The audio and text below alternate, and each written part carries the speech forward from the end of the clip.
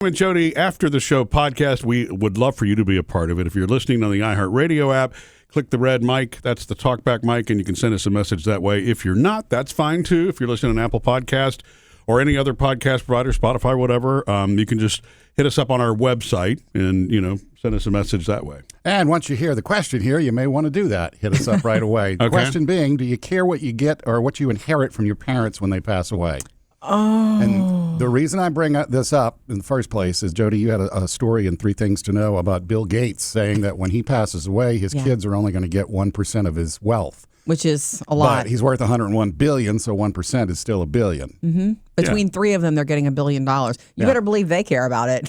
Although his statement about that was, given the life they've had and the education they have, they should be able to support themselves. There are a lot of stories about, I can't remember what celebrities who are wealthy people who have said that before. Like, I'm not leaving all of this to my kids because it will ruin them. Mm-hmm. In other words, people who have really fought to have built the life they have, they know that you have to build it to appreciate it. Yeah. Being handed it is also being handed a bunch of problems, right? It can be. That's why you see a lot of lottery winners lose all of that money, which is, it's just a, it's a, what you're talking about there is probably one of the most challenging things in the world because there's no one answer to it. Correct. Because you don't know what's going to happen at the end of somebody's life. Right. And so I'll give you the perfect example. My grandmother, and then I'll tell you what happened, with my dad. But my grandmother, as Jodi remembers, she lived to be 97 years old. My grandmother loved her house. It was the house that she and my grandfather built together. He died young by comparison. He was only 67 years old. Yes. So she spent another 32 years in that house after he passed away. She started to decline in her mid-90s and was not really able to care for herself anymore in her final years. But we knew that her house was her happy spot. And if we moved her out of that house, she was not going to live much longer. Correct. She wasn't going to be able to survive in any other environment. So my dad, my late father, and both of my uncles decided that they would just provide in-home care for my grandmother. And that care started when she was around 93 and went on for 4 years. It's very expensive to do that, yes, it is. over a 4-year time period. And they wound up having to reverse mortgage the house to cover, the cost of that. To keep her in the house. Yeah, to keep her in the house. Yeah. And here's the thing,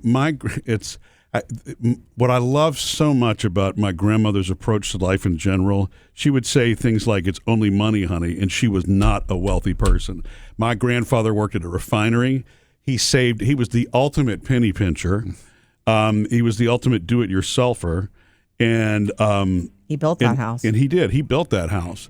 And it was not paid off when he passed, My grandmother actually had just paid the house off maybe 10 years before she started declining. She was in her late 70s or early 80s. And but anyway, so you would think paid off house and all those other things. And she lived on an Army pension and she lived on the Exxon pension that my grandfather, and Social Security. Those were her 3 sources of income. She did not have, a tremendous amount of wealth other than maybe a little bit of stuff that, Exxon stuff that had been, stashed. But her house, ironically, was the thing that sustained her through that time period. What I'm getting to is that, so when she passed, the house was about 3/4 remortgaged. Mm-hmm. So they had to sell the house. There wasn't much of anything left other than memories and some of the other things and a little bit of money here. There was no great windfall. And so, it just goes to show you that you can't predict that future. It will be whatever comes to you. The blessing there is that they were able to sell the house to pay off the debt that covered her. But you know what? The last 4 years of her life were comfortable. Yeah. And that was that. Mm-hmm. And so when it was done, it was done. Worth it. There was no great windfall for, for anybody. Right. Yeah. Yeah. So the question is, what's the question again? Do you Help care me. what you get or inherit when your parents pass? I don't think that I do. I mean, if you're going to be specific, there are a couple of pieces of jewelry that my mother wears every day that I see her, and I know that will come to me or be offered to me, and I will probably also wear it for the rest of my life. Yeah, I'm the same way. There's a couple of things that I remember from childhood that my mom still has and are prominent in her life that I want, but it's little things. It's not like the grand everything. Good, because what you say, what the question you're asking is, sometimes you see and you hear about, and I'm so glad I've never been a part of it, some of the worst behavior among family upon the death of someone based on the squabbling that happens over stuff, over things. And it's funny because some of it is warranted.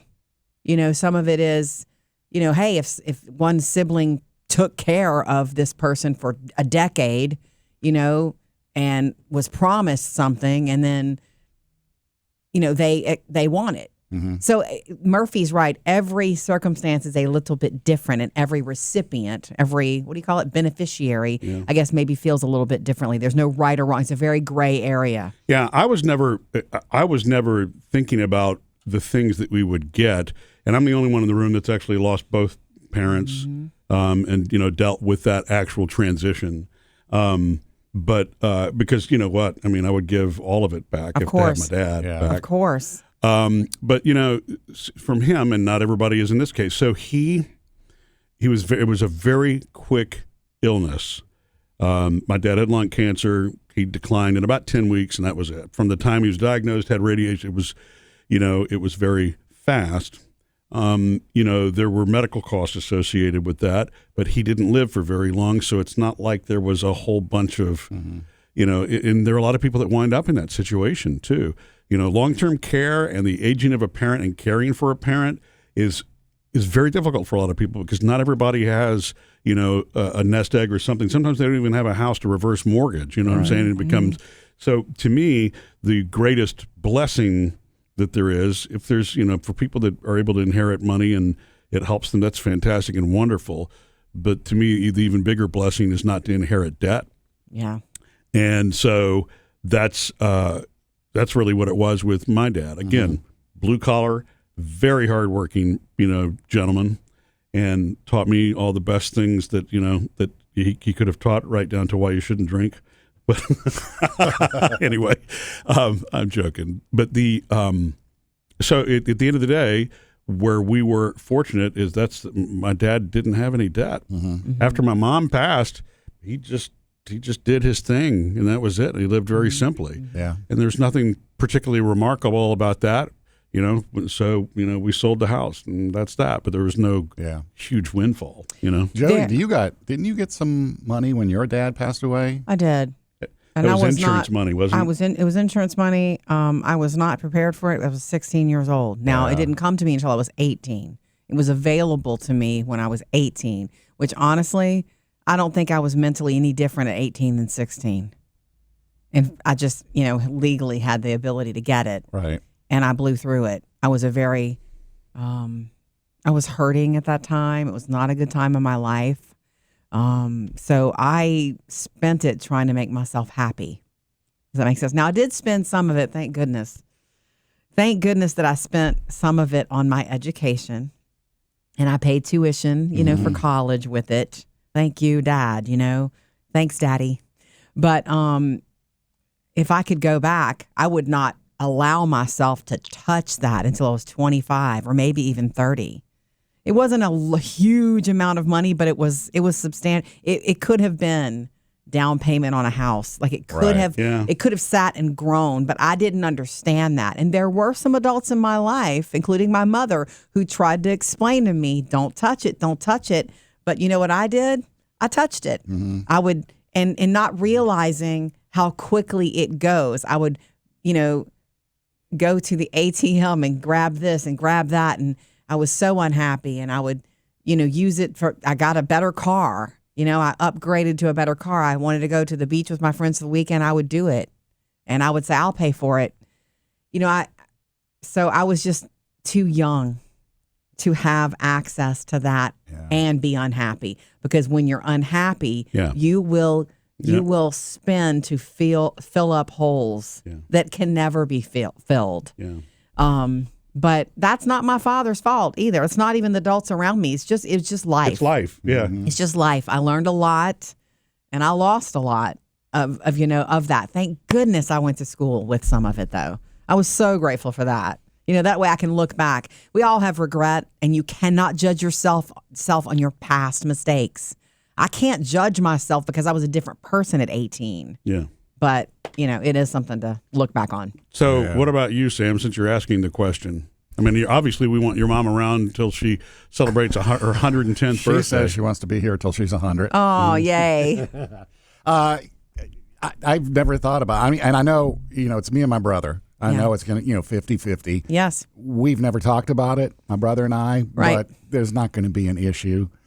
I mean, he lives with my mom, and if he wants to say he deserves more because he lived with her and maybe helped her at some down the road when we get there, great. Deal with that when you get there. Yeah, but it's going to be clean as far as I know it, and whatever happens, happens. And if it comes out, kind of like you said, Murphy, if it comes out that there's no debt, that's good. Yeah, right. That's one less thing I got to deal with or worry about. So I've never, honestly, I'll tell you this. When I was a kid and my mom was, the first time she was telling me about her pension as a teenager, it's like, oh, and because she used to say, half of this goes to you when I pass away. And me as a teenager, and it's like, wow, that's a lot of money. Sure. Yeah, okay, well, that's kind of cool. But it's like, other than back then, it's just like, I'd rather have her here. I don't care about the afterlife or the whatever comes. Whatever comes, comes. I'll get it or I won't get it or whatever. Yeah. Good. Have you thought about what you're leaving to your children? I'm trying to build it up. Good. I mean, I'm just saying, have you? Oh, yeah, I literally have. I have thought that, I want to be the generation in my family that gives more, if I can, to the kids than previous generations have left my parents or me or that kind of stuff. And when you got 5 kids, everybody gets a smaller share. Yeah. Well, but at least it's 5, so it's divisible by 100. So, but remember, just what you said. They would rather have you. They want daddy. So don't worry about. Don't overthink. Do the best you can do. You won't be here anyway. Do the best you can do, and they won't care. They'd rather you here. Yeah. Truth. I'm not stressing over it. It's just I'll try between now and whenever that time comes to build and build and build. Enjoy myself with some of it and then leave some of it. Yes. So you're not planning on leaving them Bill Gates money, huh? About to say, it would be nice if we all had the Bill Gates. I mean, I would be happy to leave them 1%, but they're not going to be happy with that. Missed any part of the show? Get it all on the Murphy, Sam, and Jodi podcast.